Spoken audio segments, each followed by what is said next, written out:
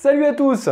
Alors je vous propose de vous retrouver dans cette vidéo autour des fonctions valeur absolue où nous allons voir aujourd'hui comment étudier une fonction et l'écrire sans valeur absolue mais lorsque nous sommes en présence de plusieurs écritures avec des valeurs absolues. On a déjà vu dans d'autres vidéos la définition de cette nouvelle fonction, mais également ses propriétés, puis ensuite comment écrire une fonction définie à partir d'une valeur absolue. Bon, bah là on va voir avec plusieurs, et vous allez voir que la méthode est à peu près similaire, mais un petit peu plus complète. Alors je vous propose de rappeler que dans un premier temps, il faut prendre chacun des deux termes et puis les écrire sans les valeurs absolues. Puis après, on va synthétiser tout ça dans un tableau qui va ressembler un petit peu à un tableau de Sid, mais qui n'en sera pas un. Alors, commençons de suite. Tout d'abord, on a 2 moins x. Quand est-ce que 2 moins x est positif? Eh bien, lorsque x est plus petit que 2. Voilà pour le premier, ce qui me donne valeur absolue de 2 moins x qui est égal à 2 moins x si x est plus petit que 2 et on change les signes, x moins 2 si x est plus grand que 2. Donc là, je vous invite à retourner voir la vidéo sur l'écriture d'une valeur absolue sans les valeurs absolues justement, qui vous explique un petit peu comment est-ce qu'on aboutit ça de façon un peu plus détaillée. Alors, maintenant on va faire la même chose avec la deuxième, valeur absolue de 2x plus 4. Donc tout d'abord, étudions le signe de 2x plus 4 et posons-nous la question de quand est-ce que c'est positif. On fait passer le 4 de l'autre côté, on divise par 2 et ça donne x plus grand que moins 2.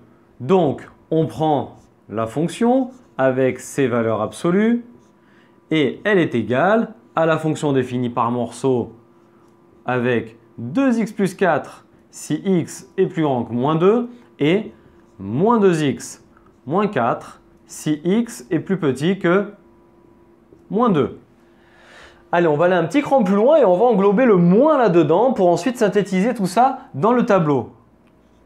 Donc, moins valeur absolue de 2x plus 4 va être égal à, on change tous les signes, moins 2x moins 4 si x est plus grand que moins 2 et on change également les signes, 2x plus 4 si x est plus petit que moins 2. Voilà, alors ici, ce qui nous intéresse, ce sont les deux expressions qui en font 4 en réalité, que l'on a obtenues ici. Et on va synthétiser tout ça dans un tableau. Alors, c'est une méthode que je vous propose, qui est proposée d'ailleurs dans plein d'ouvrages. Si votre enseignant le fait autrement, faites-le autrement et adaptez-vous à ce qu'il fait, quoi, hein. Donc, maintenant, on va synthétiser tout ça dans un tableau. Hop.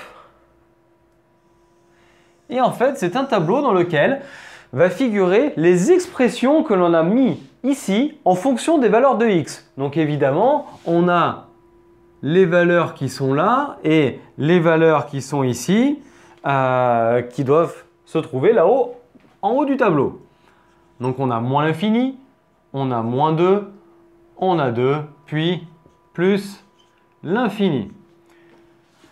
Puis ensuite, on y met valeur absolue de 2 moins x,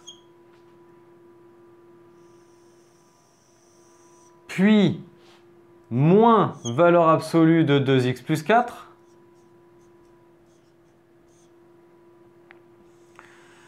et pour finir, en bas, on va y mettre le résultat, c'est-à-dire la fonction f. Donc f de x égale, et on aura les expressions.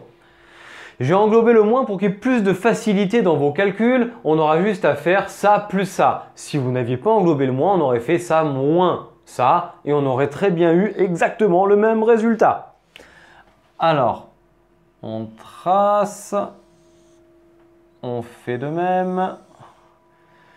2 moins x, on sait que ça s'annule en 2 et 2x plus 4 qui s'annulait en moins 2. Puis 2 moins x, si x est plus petit que 2, hop, c'est là, ça donne 2 moins x, 2 moins x, puis x moins 2.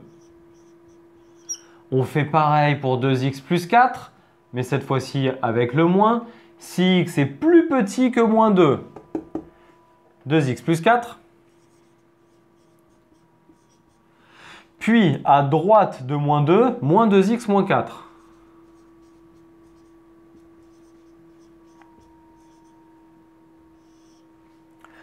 Maintenant, il ne nous reste plus qu'à additionner les deux expressions pour avoir là, pareil ici et pareil ici. Et là, on aura les trois expressions de notre fonction f. Donc on additionne 2x moins x qui font x, puis 4 plus 2 qui font 6. Moins x moins 2x moins 3x, puis 2 moins 4, moins 2. Et pour finir, x moins 2x, moins x, moins 2 moins 4, moins 6. Donc, voilà les trois expressions de votre fonction. Et ce que je vous propose de faire pour vérifier si vous ne vous êtes pas planté dans votre résolution, c'est de regarder ce que valent chacune de ces expressions en moins 2 pour ces deux-là, puis en 2 pour ces deux-là. Si vous avez la même valeur ici, ici et ici, ici, a priori, c'est bien parti.